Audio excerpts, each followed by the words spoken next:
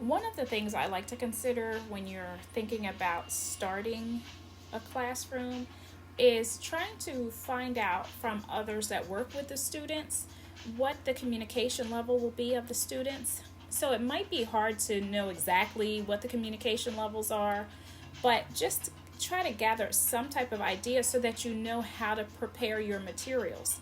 And we know that students with autism are all unique and have various levels of communication.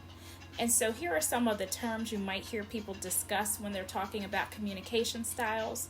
And people use different terminology. So let's dig in. Sometimes you might hear people say a student is nonverbal, a student is verbal. Sometimes you hear minimally verbal. The term echolalic comes up a lot, talking about kids repeating phrases and words. Sometimes for communication levels, people will tell you the student uses pictures or the student uses a core board. The student uses symbols. Sometimes you'll hear that students use sign language or approximate signs. Sometimes they might point to things. Sometimes kids will gesture or lead people, hold their hand and lead them over to what they're trying to express or trying to ask them.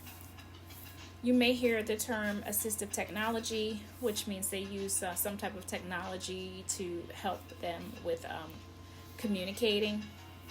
And sometimes that is low tech or high tech, right? High tech is going to be a device or something like that. Low tech might just be the pictures or icons. And then sometimes you'll hear the word voice output device. And again, that's just something like a button or something that a student hits, and then it actually says something when the student hits the button.